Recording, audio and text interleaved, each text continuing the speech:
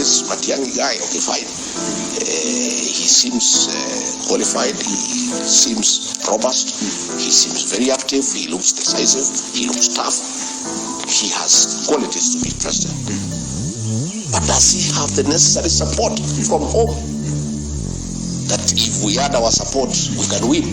Because we don't want to lose also. So if Matiangi does not rally the Kisii behind him, my friend, he'll have no chance. Itatoka wapi? Lazima kwanza, for him to be a serious contender, he must put the entire Kisii on the table. Then he stands a good chance of being backed by others. Mimi huwezi kuniambia Rigathi Gachagua niko na watu wote nimeweka pamoja niunge mkono yule ambaye hana watu wake wote. I cannot. I'll be a fool.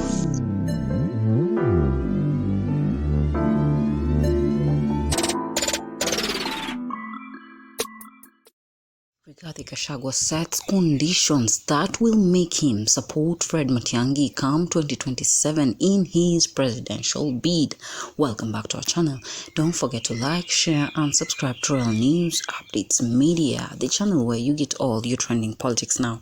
Yesterday, Rigathi Gachagua set the record straight by saying he has set conditions that will enable him support Fred Matiangi, and the conditions begin with Matiangi getting his Gusii region together and all the support of home rallying behind Fred Matiangi. We all know that the Gusii region has provided 3 presidential candidates. This only means the votes are going to be divided irrespectively. We have Fred Matiangi, we have Maraga, and we have the Gen Z president Morara Kebaso, who said he's also going to run. In order for Rigathi Gachagua to actually support Fred Matiangi, this only means one thing, that Matiangi needs to get home grounds all set in supporting him. The support of Gusii region, all of it should rally behind Fred Matiangi as the presidential candidate come 2027. Gachagua actually has a point. There's no way how you can rally and expect the home grounds not to vote for you. That will be a total fail, because according to Rigathi Gachagua, he has all the support he needs. Mount Kenya has already decided, and it looks at Rigathi Gachagua as its kingpin. So when Rigathi says, I am running, all the presidential support will rally behind Rigathi Gachagua from Mount Kenyan region. Mimi nataka kujua na ndio mimi nangojea ni ushahidi ya kwamba jamii ya Gusii imekubali Matiangi kama kiongozi wao. Then tuongee na yeye. Unajua mimi pale kwetu nimekubalika. Yeah? Kwa hivyo mimi nikiongea watu ya mlima wanajua naongea kwa niaba yao. Tunataka kujua kabisa huyu Fred Matiangi amekubalika na jamii ya Gusii kama kiongozi wao. Unasikia? Sasa tunajua akija kwa meza amebeba jamii nzima. Na mimi hapo ndio niko na maneno. Unashuku kwamba jamii haijamkubali? Mimi nashuku kwa sababu siku amekuja pale amelakiwa vizuri sana. Gavana Simba Arati, rafiki yangu sana, alikuwa pale. Na kila mtu amesema hawataki Ruto, hawataki Raila, wanataka Matiangi akuwe rais. Siku 3 baadaye nimesikia huyu Arati akisema Matiangi kuja ungana na Raila. Sasa mimi nimeshangaa, kwani imekuaje? Kwani hii maneno hamuko mmemaliza? I thought hii maneno imemalizika ya kwamba Matiangi ndio kiongozi ya jamii, aende atafute uongozi. Sasa nimeona gavana ameanza kumwambia atienda ongea na Raila ati kwa ODM. Mimi nataka nimwambie ndugu yangu Simba Arati, sasa rafiki yangu sana na tutaelewana, tafadhali usirudishe hawa Kisii kwa broker. Utakuwa unakosea jamii. Kama hii jamii imeamua, imepata kiongozi anaitwa Fred Matiangi, akuje kwa meza ya kitaifa aongee na viongozi wengine wa majamii zingine, watafute serikali pamoja. Mbona wewe unamwambia arudi kwa ile broker ameumiza nyinyi miaka hiyo yote, apitie huko ndio akuje kwa meza ya kitaifa? So hiyo maneno ndio niko na wasiwasi naye kidogo. Anza kuona vijana wadogo, huyu kijana anaitwa Osoro, huyu anaitwa Nyakundi, wanamtusi Matiangi na kusema ni mtu bure, hawezi akwende, atarudi Washington, hiyo mtu hawezani na Kenya nini. Mimi nauliza jamii ya Gusii, hakuna wazee ya kuita hii watoto waambie hawa wasitukane kiongozi wa jamii?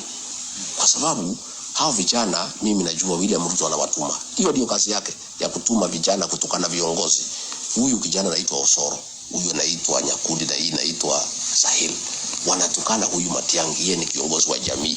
Sijasikia wazee wameambia hao vijana ni makosa. So nimeanza kushindwa.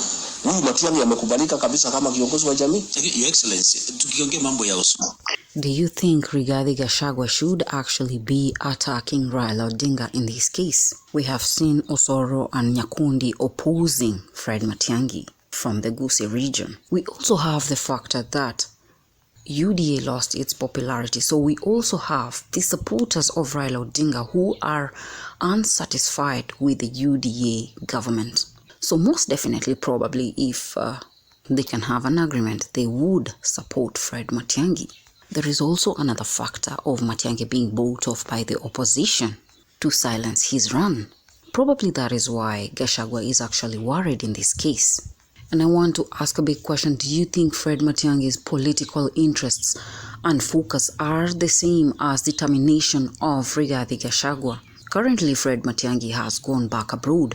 How will Fred Matiangi manage to convince the Kenyan population into rallying their support behind him when he is abroad? These are some of the reasons which are making Rigathi Gachagua a bit unsure of the support of Fred Matiangi. Is Gachagua trying to bring in the condition of numbers? Because the Mount Kenyan region has the numbers. And for Matiangi to actually pop up, he has to get Gusii region into supporting him. Politics is always a game of numbers. I've said that several times. And for one to actually be determined to support the other, there must be a condition or a factor rallying behind it. It is support to gain something in return. That is exactly what I am reading from Gachagua, although Gachagua is not stating it correctly. We all know that for years, Gusii region has been in control of Raila Odinga. And for Fred Matiangi to actually convince Raila Odinga supporters to rally their support behind him, I think he needs Raila Odinga, a factor that Rigathi Gachagua is actually against. Well, Kenyans want UDA gone and Ruto out of the picture. But the big question is, whom do you think can succeed President William Ruto as president come 2027? Rather, who has the capacity to win the presidential bid? With the nature of Gachagwa's tribal politics, do you think Gachagua and Fred Matiangi can manage to speak one political language come 2027? Do you think Fred Matiangi can actually win over the support of the Gusii region, which has been a stronghold of Raila Odinga for years, by convincing them all to rally their support behind Fred Matiangi come 2027? Leave me your views on the comments section. Don't forget to like, share and subscribe to Royal News Updates Media, the channel where you get all your trending politics. In case it's your first time to listen in to Royal News, press the subscribe button and ring the notification bell so that you can be first to receive the news bulletins once we upload them. JD Ishmaels.